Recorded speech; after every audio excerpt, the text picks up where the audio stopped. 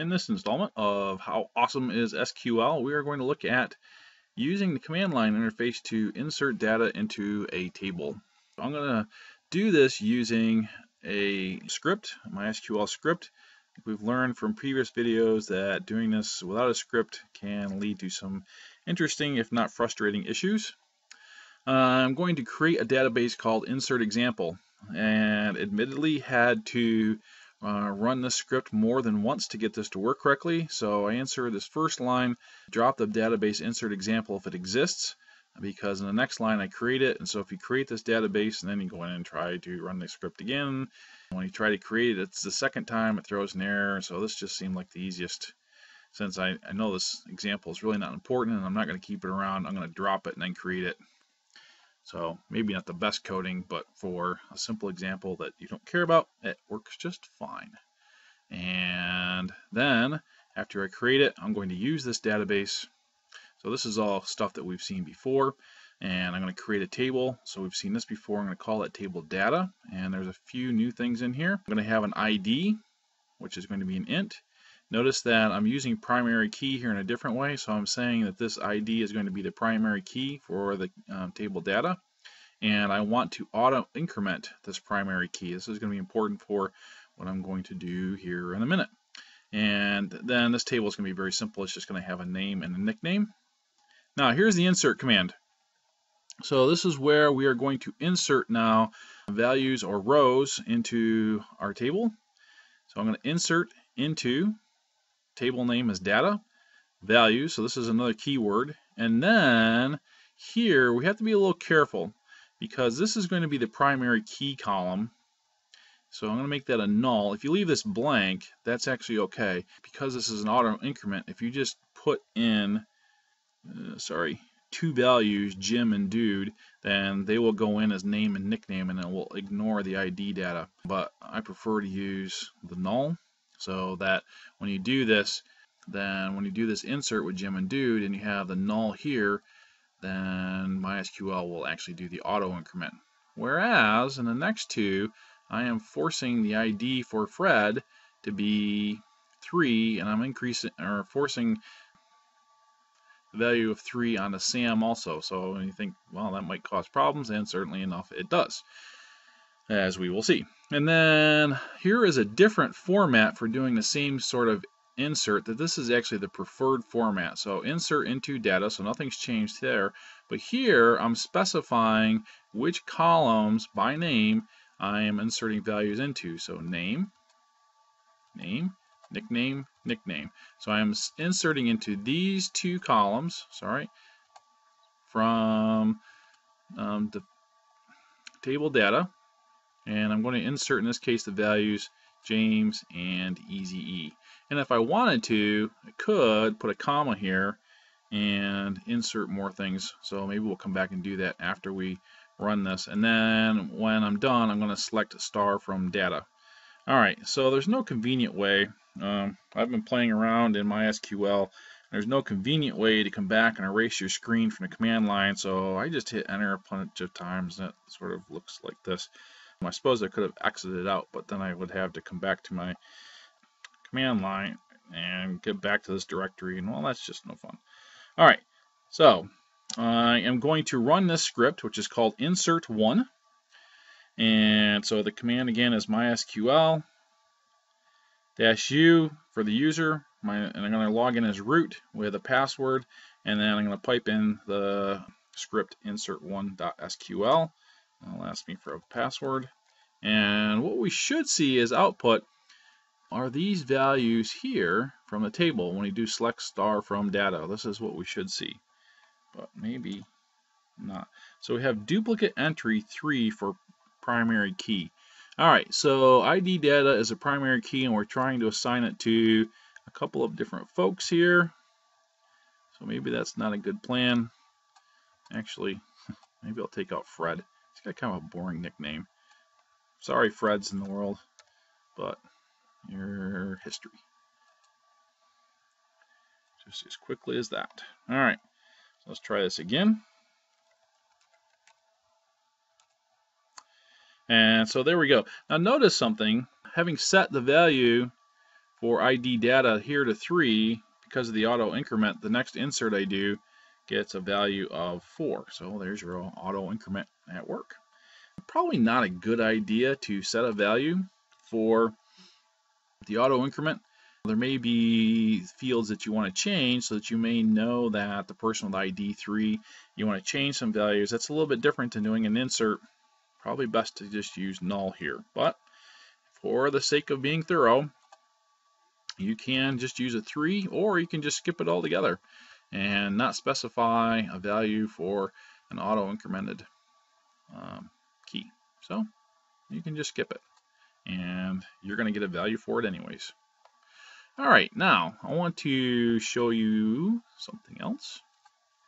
So we're going to go to insert 2. Magically enough, you saw insert 1, so now we're going to see insert 2. And in insert 2, now we're going to create an employees example. So this is the same thing that I did in the last one. I'm going to drop this database if it exists, and then I'm going to create it. So this just gives me a way, if I've already ran the script, to not run into any troubles. A simple way, I suppose. Well, I suppose there's other ways. Use employees example. And so I'm going to use this database. I guess a better way to say this is this gives us some methods that we already know to do this. How's that? Instead of saying simple. Okay, enough of that. I'm going to create a table called employee. It's going to have an ID employee, which is going to be an integer. It's going to be the primary key and auto incremented. It's going to have a name, a position, and a salary. And then I'm going to insert a bunch of folks into here. And I'm doing this the hard way. So you know what, I'm going to come back and change this in a minute. But this is the way we've seen to do it so far. So insert into employee, and I'm listing the columns which I'm going to put values in for. This is the preferred way to do this, to specify the columns. And then that means that if somebody comes back and makes a change to the database table and maybe adds a column or even rearranges the order of the column, then it won't affect these insert commands if these are laying in a piece of code somewhere. If you don't specify the column names, so for example, in here I didn't specify column names, I just inserted Jim and Dude in the name and nickname. If somebody comes in and rearranges the order of name and nickname, well, then bad things are going to happen. Now Jim is going to have a nickname of Jim and a name of Dude, which may not be something that Jim wants. All right, so if we specify then which data we're putting into which column, no issues. You can add more columns into your table that won't affect this statement. You know, I could add a column later called Social Security number, and if these inserts don't have that, then Social Security number will just get a value of null from these statements. Print out the employees, and then I'm going to show you a different way to use the insert command, and that is I'm going to create another table that's just going to be management folks. And we're going to have an ID for that, again, primary key and auto incremented.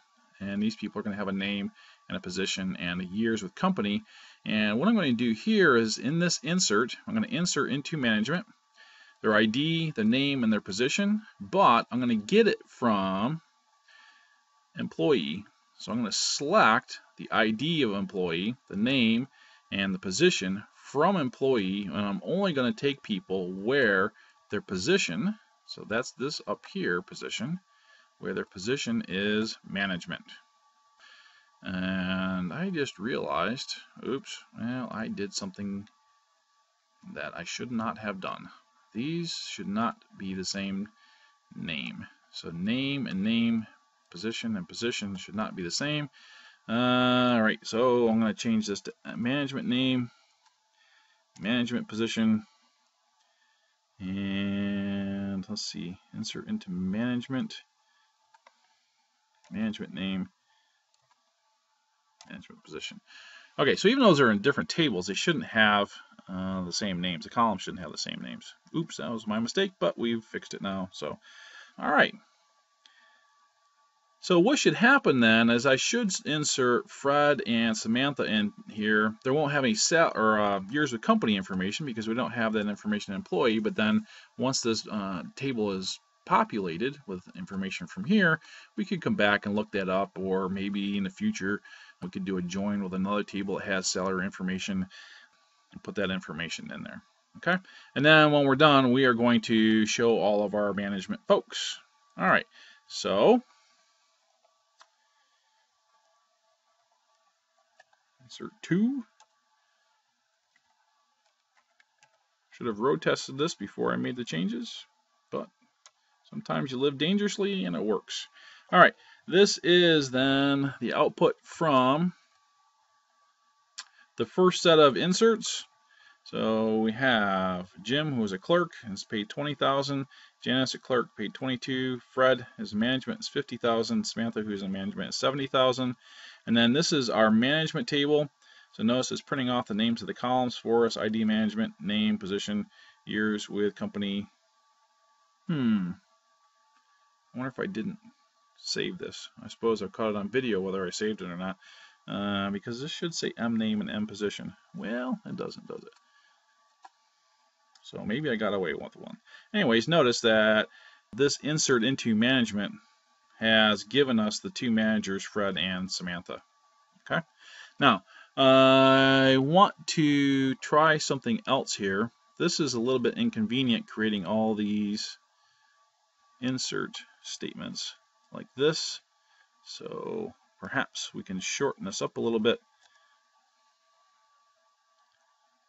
by getting rid of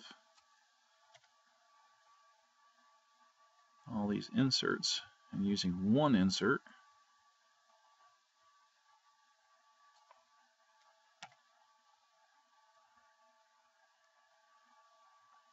Oops. Like so. And the good news for me is, if I screw it up, you'll never know.